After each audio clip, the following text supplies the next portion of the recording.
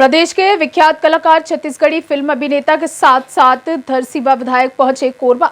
देखिए ये रिपोर्ट। हिंदू नववर्ष के मौके पर निकलने वाली भव्य रैली में शामिल होने के लिए वो कोरबा पहुंचे हुए थे। इस दौरान उन्होंने मीडिया से चर्चा की। चर्चा के दौरान कई विषयों पर उन्होंने अपनी बात रखी। छत्तीसगढ़ी फिल्म अभिनेता और धरसीवा से विधायक अनुज शर्मा का मानना है कि इस बार प्रदेश की सभी 11 लोकसभा सीट भाजपा जीतेगी। हिंदू नववर्ष के मौके पर कोरबा में निकलने वाले भव्य शोभा यात्रा में शामिल होने के लिए अनुज शर्मा कोरबा पहुंचे हुए थे।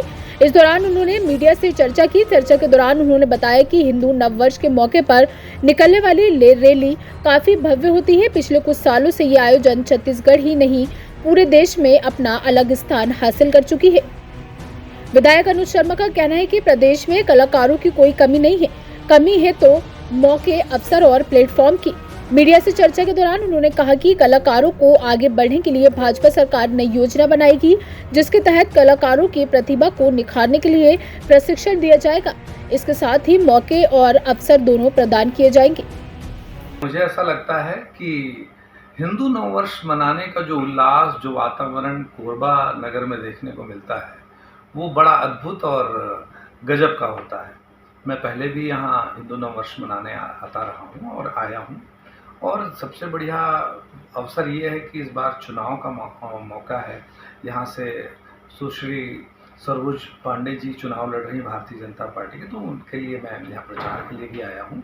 और मैं सबसे ये निवेदन भी कर रहा हूँ, जो वातावरण देख रहा हूँ उसमें दिख रहा है कि भारतीय जनता पार्टी प्रचंड बहुमत से कोरबा लोकसभा जीतने वाली है। शर्मा जी, आप छत्तीसगढ़ प्रख्यात कलाकार हैं। आप कलाकारी के यहाँ बहुत सारे फिल्में बनाए हैं। आप एक जनप्रतिनिधि बन गए, धरसीवा से विधायक भी हैं। तो यहाँ के जो कलाकार उपेक्षित हैं स्थानीय, उनके जो उत्थान के लिए किस तरह काम करेंगे आप? देखिए, कलाकारों के लिए समुचित योजना की ज़रूरत है, उनके सही अवसर देने की ज़रूरत है। छत्तीसगढ़ में प्रतिभाओं की कमी नहीं है। अब हमारी सरकार आ गई है, इस बात का पूरा ध्यान रखा जाएगा और सभी कलाकारों को अवसर मिलेगा। किस तरह का अवसर दिया जाएगा? कुछ प्लेटफॉर्म उसके लिए बनाया जाएगा? देखिए, सबसे पहली बात ये होता है, सिर्फ कला का प्रदर्शन एक मीडियम नहीं होता है। सही प्रतिभा को सही प्रशिक्षण मिले, सही अवसर मिले, सही भुगतान मिले, सही तरीके से उनकी प्रस्तुति हो, ये बहुत सारी चीज़ें हैं। उनके जीवन में जो आने वाली समस्याएं हैं, चाहे वो उनको आर्थिक रूप से समृद्ध करने के लिए हो या उनके स्वास्थ्यगत समस्याओं का समाधान करने की बात हो, इन सभी विषयों पे हमारी सरकार काम करेगी। क्या नहीं लगता कि छत्तीसगढ़ की फिल्म सिटी बननी चाहिए? देखिए, फिल्म सिटी बननी चाहिए, लेकिन क्या कितने की ज़रूरत है? कई बार ऐसा होता है कि अगर आप पूरी योजना के साथ चीज़ों को नहीं बनाते हैं तो उसमें परेशानियां होती हैं। फिल्म सिटी बना देंगे, कितने लोग शूटिंग के लिए आएंगे, ये बहुत महत्वपूर्ण होता है।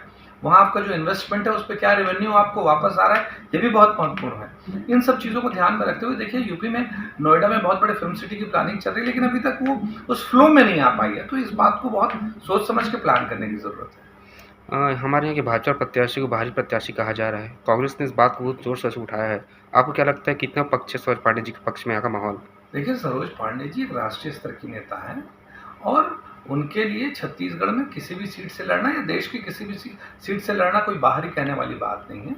वो छत्तीसगढ़ की हैं। छत्तीसगढ़ में उन्होंने एक सांसद के रूप में, एक मेयर के रूप में, एक विधायक के रूप में उन्होंने काम किया और राष्ट्रीय नेतृत्व ने उन्हें कोरबा की जिम्मेदारी दी है।